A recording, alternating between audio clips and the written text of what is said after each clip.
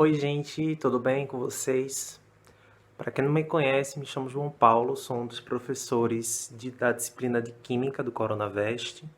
E hoje eu vou passar um pouquinho de um conteúdo que pode estar caindo na prova do Enem, que é uma parte do conteúdo de inorgânica, que são as bases ou hidróxidos, que elas estão no nosso dia a dia, como é que a gente pode estar estudando essa parte química delas para o nosso dia a dia, tá? Então eu vou dar alguns tópicos para que vocês possam entender como é que elas se comportam, como é que elas são formadas, beleza? Vamos lá? Olha só, gente. Inicialmente, eu vou estar dividindo em 3 tópicos, tá? O conteúdo de bases e hidróxidos. A gente vai ver inicialmente a parte da dissociação, a parte de força e solubilidade, e por fim a nomenclatura e tabela periódica, tá? Que aí vai ser preciso para a gente entender os tipos de bases, tá bom? E aí isso vai ser o roteiro da aula de hoje, tá bom? Vamos nessa? Vê só, galerinha. Quando a gente fala de bases, inicialmente a gente precisa entender que há alguns postulados que acabam norteando o conteúdo, tá? Então, quando a gente vai estudar inicialmente as bases, a gente percebe que um dos postulados que perpassa pelo conceito, pelo estudo da mesma, é o postulado de Arrhenius, onde aí ele informa que aí lá no início ele informava dos ácidos. Os ácidos vai ter a liberação do H+, vai ter uma ionização. Aqui nas bases vai ocorrer a dissociação iônica, tá? E aí quando ocorre essa dissociação iônica é pelo simples fato de ser na presença de água. Então uma base qualquer na presença de água vai ocorrer aí a dissociação do cátion e do ânion, tá certo? Então basicamente é o que ocorre, tá? Então, presta só para você estar prestando atenção nesse conceito inicial para poder estar entendendo os demais conceitos, tá? Porque quando a gente estuda os conceitos de proporção estequiométrica, cada cátion, cada ânion vai ter a sua devida concentração, dependendo aí da carga em que o elemento vai ter no seu estado natural, tá? Então, quando a gente fala de cátion e de ânion, que nesse caso aí a gente tem a soda cáustica, que é o hidróxido de sódio na presença de água, o hidróxido de sódio ele é uma base muito forte. Quando é na presença da água, ele vai liberar o cátion sódio, Na+, e o ânion cloreto, Cl-. Mas que vocês lembrem que tanto o cátion quanto o ânion são íons. Por conta disso que é falado que é uma dissociação iônica, tá certo? Porque vai haver a separação aí desse composto em solução aquosa, vai haver a separação dos íons, tá bom? Aí vai ter essa separação e eles vão ficar separados, né, dentro daquela determinada solução, tá bom?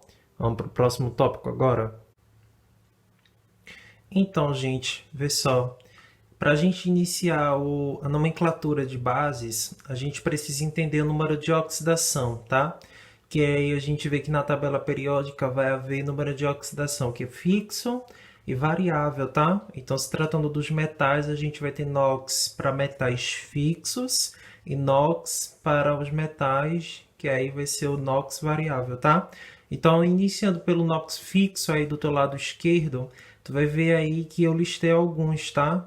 Então, percebes que o NOx da família 1A é +1, o NOx da família 2A é +2, e temos as exceções, tá? Então, a gente tem a prata, o alumínio e o zinco. A prata tem seu NOx +1, então a sua forma em cátion ele vai ser Ag+, tá?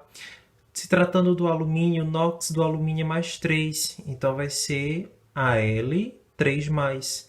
E o zinco, o número de oxidação do zinco é +2, vai ser Zn2+. Então, esses são os NOx fixos. Quando a gente olha para os NOx variáveis, a gente percebe aí que tem somente metais de transição, tá? Dos NOx variáveis. Então, a gente vê o cobre, o ferro, o níquel e o cromo. Pode haver outros também, tá? Então, o astato, outros elementos da tabela periódica, tá? Mas preste atenção nesses. O cobre, ele vai ter o número de oxidação mais 1 ou mais 2, então ele pode apresentar sua forma de cátions como Cu2, Cu+, ou Cu2+, dependendo aí da nomenclatura, tá? Vai haver aí o ferro, tem o número de oxidação mais 2 ou mais 3, então ele pode apresentar-se na forma de cátion como Fe2+, ou Fe3+. A gente tem o níquel. O níquel ele pode ter o número de oxidação mais 2 ou mais 3 também. E aí o níquel ele vai apresentar da forma de cátion Ni2+, ou Ni3+, certo? E por fim o cromo, ele vai ter o mesmo número de oxidação, tá? Mais 2 ou mais 3. E aí ele vai apresentar na sua forma de cátion Cr2+, ou Cr3+, tá? Por que eu digo isso? Essas questões dentro do Enem, ele pode abordar para tu, tá, fera? Da seguinte maneira, pode estar pedindo a concentração molar, né, dos cátions, tá? Porque analiticamente falando, pode estar ocorrendo isso. Na parte de eletroquímica, quando a gente fala de cátodo e ânodo, tá? Então aí reação de óxido-redução, vai ter a questão de transferência de elétrons, tudo isso está interligado, tá, fera? Então basicamente é isso, tá? Vamos para o próximo tópico? Vê só, fera. Preste atenção aí como é que faz a nomenclatura de com um NOx variável, tá? De um metal derivado de um NOx variável. Peguei o exemplo do hidróxido de ferro 2, certo? Onde nesse contexto aí a gente tem que estar fazendo a dissociação iônica para saber qual é a carga que o metal de transição, no caso aí se eu sei que é NOx variável, com certeza vai ser um metal de transição, tá? Mas aí a dica que eu dou é a seguinte: quando for metais de transição, para você saber qual a nomenclatura daquela base, por gentileza, faça dessa maneira que eu fiz aqui, ó. Peguei, fiz a dissociação iônica do hidróxido de ferro 2 e eu percebi que o ferro ele vai ter o NOx mais 2, tá? Ou 2+. Então aí a gente faz aí aquela regrinha do que é carga se torna índice, tá? Então o mais 2 ele vai ali para o lado da hidroxila e aquele menos da hidroxila vai descer como carga positiva, tá?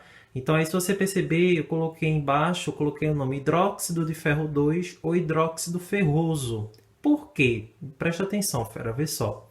Eu coloquei porque a nomenclatura para bases onde os metais são aí de NOx variáveis, eu coloquei dessa seguinte maneira, ó. O hidróxido de, aí isso daí é um tipo de nomenclatura, tá? Pode ser hidróxido de, aí você coloca o nome do elemento mais o número do NOx, tá certo? Aqui foi o primeiro exemplo que eu coloquei ali, ó. Hidróxido de ferro 2. Então o elemento é o ferro e o número de oxidação do ferro 2. Então em algarismo romano, tá? Presta atenção nisso.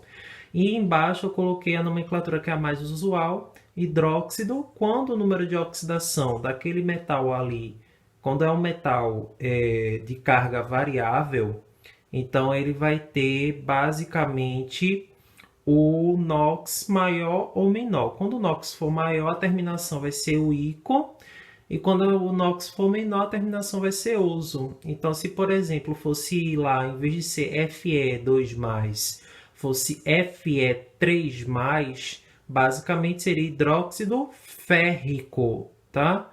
Então a terminação aí seria a terminação ICO e não OSO, tá? E se fosse aí Fe3+, o exemplo de cima seria hidróxido de ferro 3, tá? Então só recapitulando, pode ter duas nomenclaturas. Pode ser hidróxido de, nome do elemento, mais um número de oxidação em algarismo romano. E quando o número de oxidação for maior, é hidróxido com a terminação ICO. E quando o número de oxidação for menor, é hidróxido, nome do elemento, terminação OSO. Beleza? Vamos para o próximo tópico?